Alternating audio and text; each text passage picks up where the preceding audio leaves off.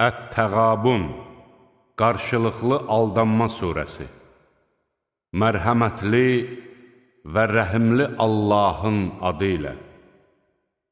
Göylərdə və yerdə olanların hamısı Allahın şəninə təriflər deyir.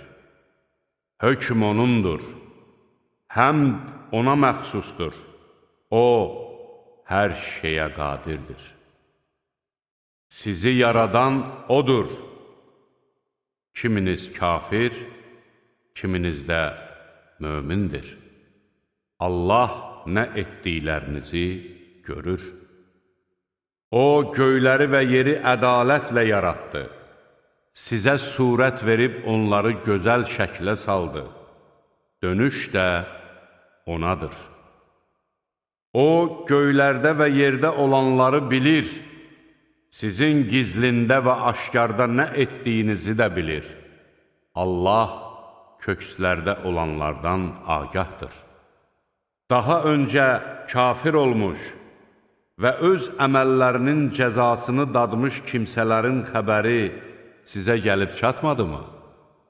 Onlar üçün acılı-ağrılı bir əzab hazırlanmışdır. Bu ona görədir ki, elçiləri onlara aydın dəlillər gətirirdi. Onlar isə, məyər bizə bir insan mı doğru yol göstərəcək deyirdilər.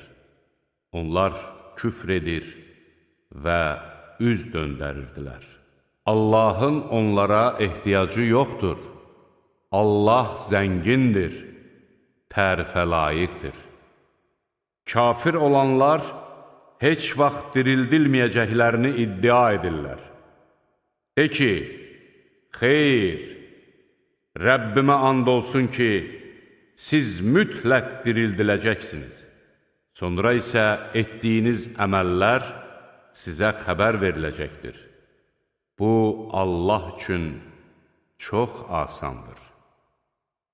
Elə isə Allaha, O'nun elçisinə və nazil etdiyimiz nura iman gətirin. Allah nə etdiklərinizdən xəbərdardır.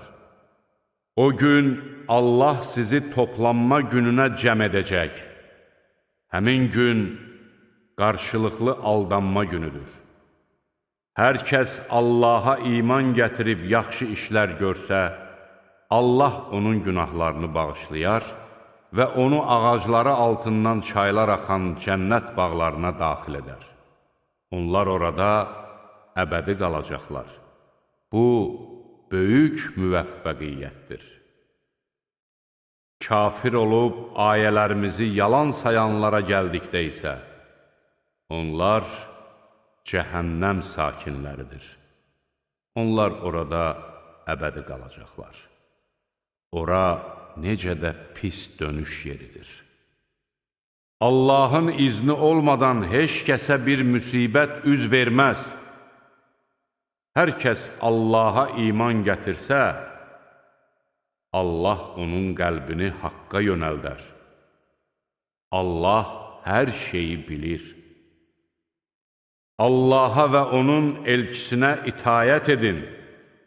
Əgər üz çevirsəniz, bilin ki, elçimizin öhdəsinə düşən yalnız açıq bir təbliğdir. Allah, ondan başqa heç bir məbud yoxdur. Qoy möminlər yalnız Allaha təvəkkül etsinlər. Ey iman gətirənlər! Şübhəsiz ki, zövcələrinizdən və övladlarınızdan sizə düşmən olanlar da vardır. Onlardan özünüzü qoruyun. Lakin onları əhv etsəniz, günahlarından keçsəniz və bağışlasanız, bilin ki, Allah bağışlayandır, rəhimlidir. Həqiqətən var dövlətiniz və övladlarınız ancaq bir sınaqdır. Böyük mükafat isə Allah yanındadır. Nə qədər bacarırsınızsa Allahdan qorxun, Peyğəmbərə qulaq asıb itayət edin və malınızdan öz xeyriniz üçün xərcləyin. Nəfsinin tamahından qorunanlar nicat tapanlardır. Əgər Allaha gözəl bir borc versəniz, malınızı onun yolunda xərcləsəniz, o bunu sizin üçün qat-qat artırar və sizi bağışlayar. Allah şükrün əvəzini verəndir, həlimdir.